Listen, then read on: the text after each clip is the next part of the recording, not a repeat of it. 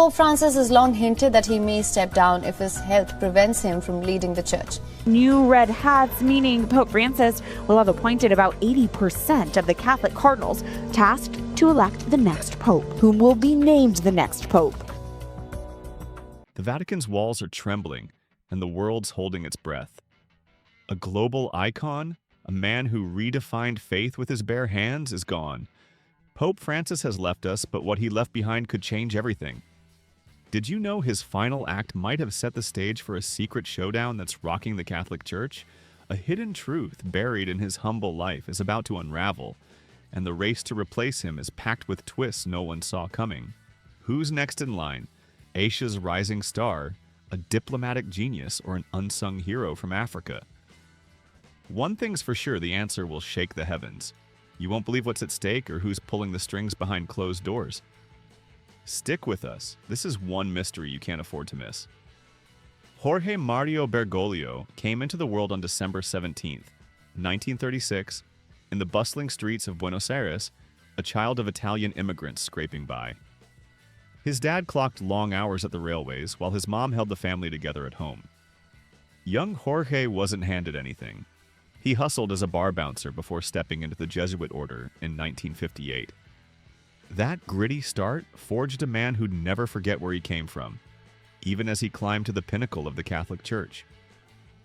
Fast forward to 2005, when Pope John Paul II's death thrust the cardinals into a tough choice. They picked Bergoglio, a quiet Argentine cardinal, to lead. His election in 2013 as Pope Francis, the first Latin American pope, shook the world, but his real revolution was just beginning. Picture this: a pope who ditched the lavish papal palace for a simple guest house, who paid his own bills and rode the bus instead of a chauffeured car. Pope Francis didn't just talk humility, he lived it. A stark departure from the glitz often tied to power.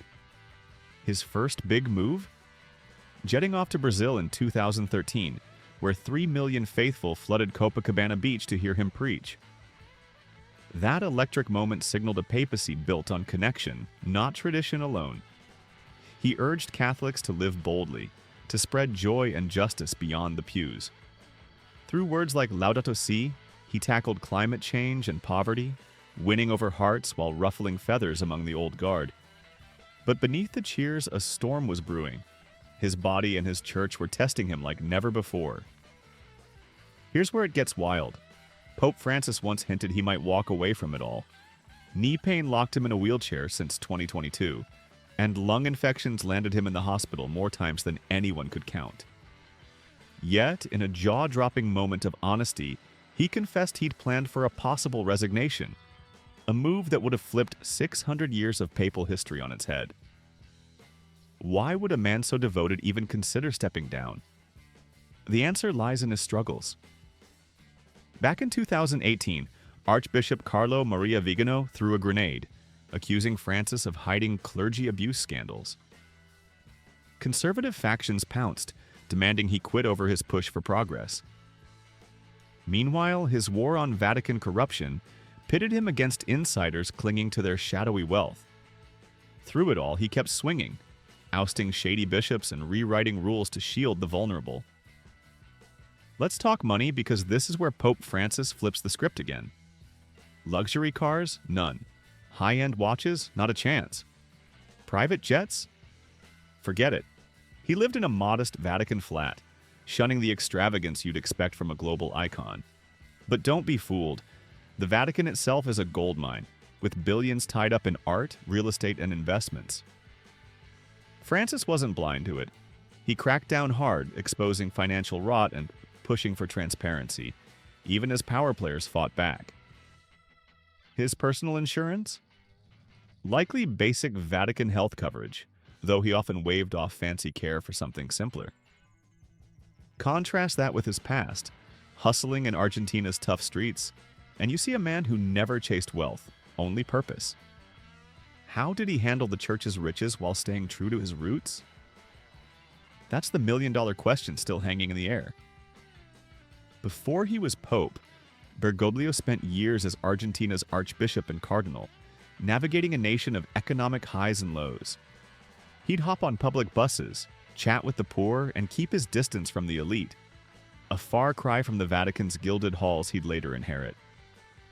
His early gigs like bouncing rowdy bar patrons built a resilience that carried him through decades of service. So, what's the financial takeaway from a guy who owned next to nothing? Pope Francis screams a truth we often ignore. Real wealth isn't in stuff, it's in impact. His spending, barely a blip. His investments, all in people and reform. Lesson 1. Live below your means, and you'll never be owned by your possessions. Lesson 2. Tackle corruption head-on, because hiding it only festers. His journey from Buenos Aires to the Vatican shows discipline beats flash every time. Want to build something lasting? Skip the private jet and bet on purpose instead. Tegle's story is one for the ages. Born in Manila in 1957, he grew up in a middle-class family, far from the Vatican's marble halls. His path to priesthood wasn't paved with gold. He earned it through sheer grit, becoming Archbishop of Manila in 2011, and a cardinal just a year later. That leap put him on the world stage, overseeing millions of Catholics in a country where faith runs deep. Unlike the stereotype of high-flying clerics, Tegle's kept it real, known for his tearful sermons and knack for connecting with everyone from street vendors to scholars. His past as a theology whiz contrasts with his present as a reform-driven leader, pushing for a church that's open, inclusive, and honest. But here's the kicker. His net worth? Probably less than your average CEO's lunch budget.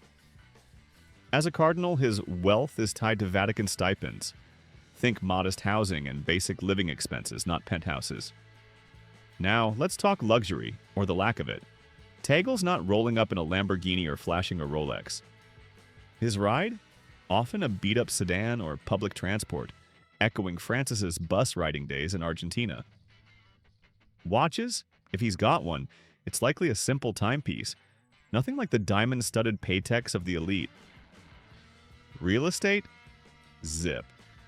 The Vatican might own billions in properties, but Tegle's crashing in modest digs, maybe a small apartment in Rome. Private jets?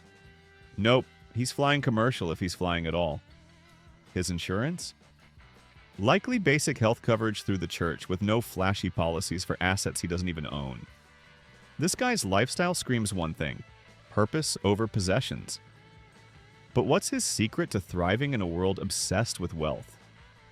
Tegle's real investments are in people and ideas. He's poured energy into social justice, environmental causes, and Vatican reform, aligning with Francis's mission to clean house. His business ventures? Think leading the congregation for the evangelization of peoples since 2019, a role that's less about profits and more about spreading hope.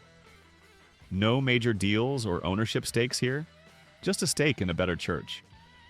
His net worth growth?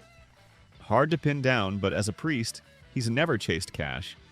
If we ballpark, his wealth today might hover around a few $1,000s in personal savings, with future projections flat unless he starts selling encyclicals on NFT marketplaces. The lesson? You don't need millions to make a mark, just a mission. But wait, Tegle's not the only name in the hat. Cardinal Pietro Parolin, the Vatican's diplomatic maestro, is turning heads too. This Italian heavy hitter brokered the Vatican-China deal, proving he can navigate global chessboards. His lifestyle mirrors Tegle's: simple, church-funded, no Bentleys or private islands. His wealth, like Tegle, it's negligible, tied to Vatican support. Then there's Cardinal Peter Turkson, Ghana's pride, who's been fighting for the poor and the planet. His African roots could shift the church's focus to a continent where Catholicism's booming. Turkson's net worth? Same deal, minimal, with no luxury cars or jets in sight. These men share Francis's vibe: impact over excess. So who's got the edge in this papal race? Here's where it gets juicy. No one knows who'll win. The College of Cardinals will lock themselves in a secret conclave, and the next pope could be Toggle, Parolin, Turkson, or a total wildcard. One thing's clear: Francis's legacy of love and reform isn't going anywhere. His life taught us that true riches come from lifting others up, not stacking cash. So, as the world watches, hearts racing, ask yourself, what's your legacy worth? Pope Francis left a blueprint for changing the game without a dime.